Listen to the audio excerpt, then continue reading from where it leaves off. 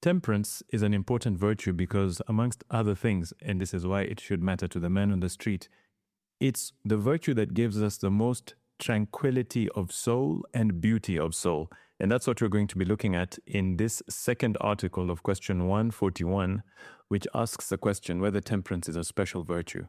Where this point actually could apply to you in a very personal way, or to show you, or at least illuminate why this temperance virtue, the virtue of temperance, is so important to you and to me at a personal level, is contained in the objections and the replies to the objection in this particular question. For me, that's where the real gems and pearls of wisdom of Aquinas were to be found. So let's go into it. Whether temperance is a special virtue. Objection 1. It would seem that temperance is not a special virtue, for Augustine says that it belongs to temperance to preserve one's integrity and freedom from corruption for God's sake. But this is common to every virtue. Therefore, temperance is not a special virtue. Remember, in the last episode, we said that the word special, specific, species, they all come from the same idea, which alludes to what a thing is in and of itself. That's what the word special means. So in this context, what Aquinas is posing, the question he's posing is temperance, should it be considered as a virtue that is separate and distinct because it's got in and of itself, it's different from all the other virtues? So that's the context of the question. That's the background of the question. That's what he means when he says, is it a special virtue? But already from that first objection, we start to glean that temperance preserves one's integrity and freedom from corruption for God's sake. We shall expand on that in the reply to the objection. Objection 2. Further, Ambrose says that what we observe and seek most in temperance is tranquility of soul. That's another point, that temperance helps us to achieve tranquility of soul. Why is that? That's going to be unpacked in the reply to the objection. Further on, but this is common to every virtue, therefore temperance is not a special virtue. Objection 3. Further, Tully says that we cannot separate the beautiful from the virtuous, and that whatever is just is beautiful. Now, the beautiful is considered as proper to temperance according to the same authority, namely Tully, who is Cicero. Therefore, temperance is not a special virtue. So now he's speaking about temperance being connected to beauty. Okay, all right, so what does that mean? That's going to be expanded on in the replies to the objection. So St. Thomas goes into an answer to whether temperance is a special virtue. I will not dwell too much on that answer, but I will go straight into the replies to the objections. However, there is one point which does stand out in the reply to the answer, which gives us a bit of a deeper or a clearer understanding of this virtue of temperance before we go into the replies to the objection. And okay, let's read what he says so that we can get into the flow of things. On the contrary, the philosopher says in Ethics, Book 2, Part 7, and Book 3, Part 10, reckons temperance to be a special virtue. I answer that it is customary in human speech to employ a common term in a restricted sense in order to designate the principal things to which that common term is applicable. Thus, the word city is used antonomastically to designate Rome. What does that mean? So the word, let me give you an example. So for instance, if someone says the king and you're in the United Kingdom, you'd probably be speaking about King Charles. If someone says the president and you're in South Africa, you'd be speaking about at this particular moment in history, Cyril Ramaphosa. If someone says the GOAT and you're speaking about basketball, everyone knows you'll be speaking about Michael Jordan, not LeBron James. Anyway, moving along swiftly, accordingly, the word temperance has a twofold acceptation. First, in accordance with its common signification, and thus temperance is not a special but a general virtue because the word temperance signifies a certain temperateness or moderation, which reason appoints to human operations and passions, and this is common to every moral virtue. In other words, in the last episode we said temperance is about moderating things, not going to the extreme, and yet all the virtues are about moderating things, not going to extremes. So in that sense, you could say temperance kind of applies to all the virtues. That's what he's speaking about here. Then he carries on. Yet, there is a logical difference between temperance and fortitude, even if we take them both as general virtues. Since temperance withdraws man from things which seduce the appetite from obeying reason, while fortitude incites him to endure or withstand those things on account of which he forsakes the good of reason. What does this mean? Perhaps a good analogy to understand this, or a good image to understand this, is a picture which a friend of mine likes to use. And he used to say that his father would always advise him, when it comes to women, put on your running shoes, put on your running shoes. And he says it stands him to good stead to this day. He's now married, he's happily married, got 2 children, beautiful family. And but as happens to most married men, you have to be ready in any situation to put on your running shoes and run back home, because, yeah, I mean, the world we live in is a difficult world in terms of chastity, and all sorts of temptations can be thrown in your way. So that's what temperance is. Think of temperance as running shoes, because there are some pleasures, the pull of which is so great that they almost stop your mind from thinking correctly through this thing and asking yourself, what am I doing? Why am I here? What is the purpose of this thing that I'm doing right now? Like, that pleasure is so great, your mind stops working temporarily. In which case, temperance is a virtue of the running shoes. You put those running shoes on and you get out of there. However, there's an opposite reality, or a contrary reality, where you experience something that is not pleasurable but rather painful. And it's so odious, and it's so, like, it puts you off, that you do want to run. You want to get out of there. But then it is a good thing, and so you should stick it out. You should stick it, see it through. And in that case, instead of thinking of running shoes, think of boxing gloves. So fortitude is like a pair of boxing gloves. You're going to put these boxing gloves on, and you're going to face this opponent. Doesn't matter how much he pummels you and beats you up and throws you to the ground, you're going to keep getting up, and you'll keep taking those punches, but you'll give a few of your own. You're not taking off those boxing gloves. So fortitude is a virtue by which you stand firm in the face of difficulty and pain and displeasure. Temperance is a virtue by which you run away from pleasures which are going to stop your mind from working as it should. So boxing glove and running shoes, I like that image to understand the difference between temperance and fortitude. So let's jump to the replies to the objections. And this is where we now start to unpack this idea that temperance helps us to grow in integrity. It protects our freedom. It gives us calmness of soul or tranquility of soul, and it makes us beautiful. Let's get into it. So remember, the first objection said, it would seem that temperance is not a special virtue, for Augustine says that it belongs to temperance to preserve one's integrity and freedom from corruption for God's sake. But isn't that common to all the virtues? St. Thomas answers, man's appetite is corrupted chiefly by those things which seduce him into forsaking the rule of reason and divine law. Wherefore integrity, which Augustine ascribes to temperance, can, like the latter, be taken in 2 ways, first in a general sense, and secondly in a sense of excellence. What does this mean? This means it's what we spoke about just a moment ago, that there are some pleasures which we can experience, and most of these have to do with keeping ourselves alive, keeping our physical selves alive, or keeping the species alive. So eating, drinking, and sex, they exert such a powerful force on us that they can actually corrupt the desire itself. An example of this is we all have a desire to drink so that we can stay alive. I mean, you need water to stay alive. But then when that water, quote unquote, is mixed in with sugar or alcohol, we run the risk of that desire for drink to no longer be subject to reason, and as a result of that, it gets corrupted, and so you have an addiction, a drinking addiction. And this applies to all these areas. So you can have people who've got food addiction, drink addiction, sex addictions, gambling addictions, and all of those point towards the corruption of our desires. And temperance protects us from that corruption of our desire, which becomes an addiction, which is a loss of freedom. Someone who's addicted to anything no longer has their freedom. They're basically slaves to that thing. That thing has mastered them and overpowered them. So that's what it means that temperance preserves our integrity and preserves our freedom.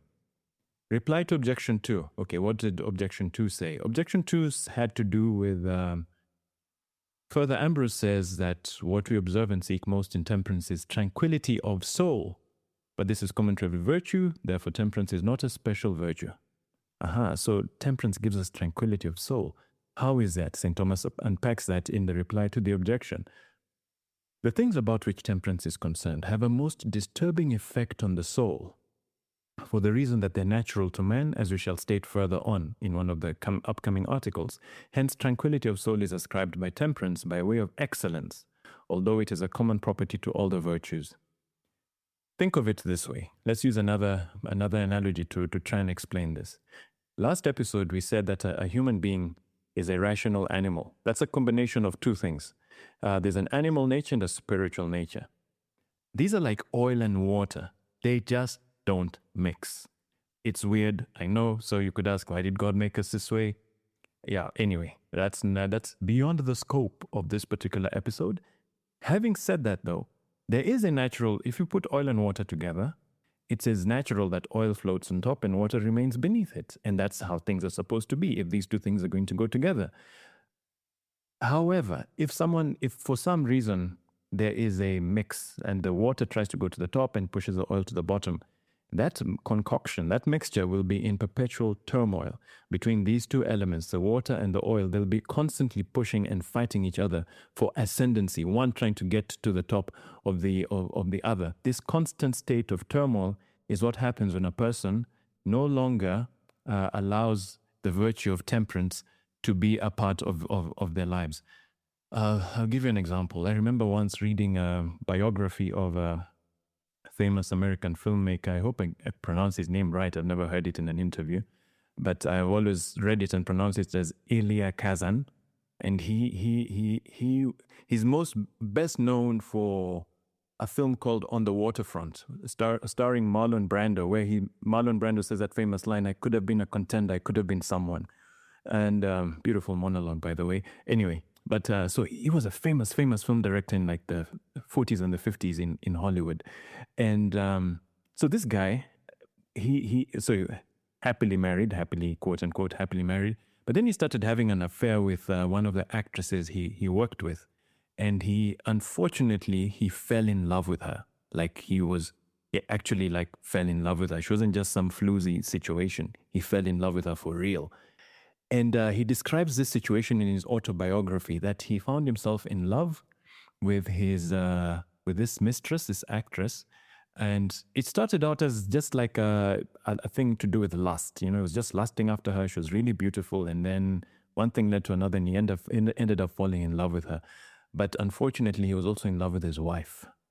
Now, this caused such a state of turmoil in his soul. So this was around the time of the Second World War, that he volunteered to join the army, and he went to fight in Europe, and he would continually volunteer to go to the front lines in the hope that he could get killed, just so that he could escape this turmoil of soul. He describes it in his autobiography. He felt like his soul was constantly tearing apart all the time. He was so depressed. He tried to drink himself out of it. He couldn't. So eventually he just said, you know what, let me sign up to the army. Let me always volunteer for the most risky missions in the hope that someone will put a bullet through my head and end this misery. If you've ever lived with someone who is in a state of addiction to anything, alcohol addiction, drug addiction, whatever it is, like the state of turmoil in their soul because of this, you know, the oil and the water just fighting all the time because of that lack of temperance. That's what this is referring to. So one of the big benefits of the virtue of temperance is it wins for us tranquility of soul, because there is order amongst all the different aspects in our lives, and there's nothing which is out of place. And once you have things in their place, you have order, and once you have order, you have tranquility and peace. That's one of the benefits of temperance. Objection 3, the beauty argument. Objection 3, further, Tully says that we cannot separate the beautiful from the virtuous, and that whatever is just is beautiful. Now, the beautiful is considered as proper to temperance according to the same authority. Therefore, temperance is not a special virtue. So Cicero says that beauty is proper to temperance. Let's unpack that. Why? Why is beauty proper to temperance? It's in the reply to the objection. Although beauty is becoming to every virtue, it is ascribed to temperance by way of excellence for two reasons, meaning that temperance excels all the other virtues in terms of beauty for two reasons. First, in respect of the generic notion of temperance, which consists in a certain moderate and fitting proportion. And this is what we understand by beauty as attested by Dionysius. So there's some context to be given here, which is that the philosophers of the Middle Ages, that school of thought of the Middle Ages in Europe, Western Europe, which was called scholasticism, these guys, as you can deduce, thought a lot about a lot of things. And one of the things they came up with was a theory of beauty, or an explanation or definition of beauty. Like they thought about beauty at length. Maybe that's why, if you look at some of the artworks that come from that time, or some of the buildings that were built at that time, cathedrals and castles, you look at them and you're like, whoa, this is beautiful. Maybe they used to think about beauty in the correct way, I dare say. Anyway, but they used to say that three things are needed for something to be beautiful. Those three things are clarity, unity, and proportion. I won't get into them now because we're running out of time, but that's what this point is referring to, that temperance gives us a certain proportion or moderation in the way we make use of things, and that is beautiful. Beauty, at least insofar as our behavior is concerned. So that's the first point, where temperance allows us to live in a way that's beautiful, that's attractive. Secondly, because the things from which temperance withholds us hold the lowest place in man, and are becoming to him by reason of his animal nature, as we shall state further on. Wherefore it is natural that such things should defile him. Remember, we said that we have an animal nature and a spiritual nature, and the animal nature is the lower nature, and temperance allows us to keep the animal nature in control. And when we let the animal nature have ascendancy over the entire being, those things it pulls us towards pull us really down, and they defile us. In consequence, beauty, I'm reading again, in consequence, beauty is a foremost attribute of temperance, which above all hinders man from being defiled. In like manner, honesty is a special attribute of temperance, for Isidore says, an honest man is one who has no defilement, for honesty means an honorable state. This is most applicable to temperance, which withstands the vices that bring most dishonor on man, as we shall state further on. Let's give an example to unpack this a little better and to understand it. Let's say, just to understand this thing about intemperance bringing the most dishonor on a person. Let's say, hypothetical situation. I think most of you should know who Saddam Hussein is or was, right? He was this dictator in Iraq, and he got executed for crimes against his people, genocides, etc., etc., ethnic cleansing, that kind of thing. So he got hung, and some many years ago. Having said that, though, there are several politicians whose photo you'll find taken next to Saddam Hussein. But it's not like, it doesn't like in a way destroy their reputation. I mean, for instance, let me give you an example. If I had a photo taken next to Saddam Hussein, suppose I was a president of a country and had gone, I could say, listen, we were just trying to negotiate oil deal. I was trying to get, I don't know, I needed to get some exports into Iraq, something. So that's why it was a trade meeting, and we took a photo with each other, and I had no idea about the atrocities. No one will say, okay, so your reputation now is tarnished forever. However, if someone saw a photo of me with Jeffrey Epstein, that's it. It's like they don't care. They don't care what the context is. My reputation is done. Why? Because those crimes of tyranny and killing people and genocide and ethnic cleansing, they're terrible. They're really, really bad. But the things which Jeffrey Epstein was doing, those are like, I don't know, it's like a different, they're so salacious, they are so defiling of a man that, like, your reputation, you don't, it's very difficult to clean your reputation after that. Or even P. Diddy. Imagine he had invited you to one of his parties like a decade ago or something, right? And then you got there And as you just there for 5 or 10 minutes, then you got a phone call from home saying, "Oh, come, someone is sick. You have to rush them to hospital." So you leave. So you're there for only 10 minutes. But in those 10 minutes, someone took a photo of you at a Diddy party, and that was the first and last time you ever attended a Diddy party. You just got there. You were there for, you just said hello to a few people, took a photo of you next to Diddy at a Diddy party, and that was it. And then you had to leave. But in those 10 minutes, a photo was taken. That's it. Your reputation's gone. Like, doesn't matter what explanations you have, what the circumstances were.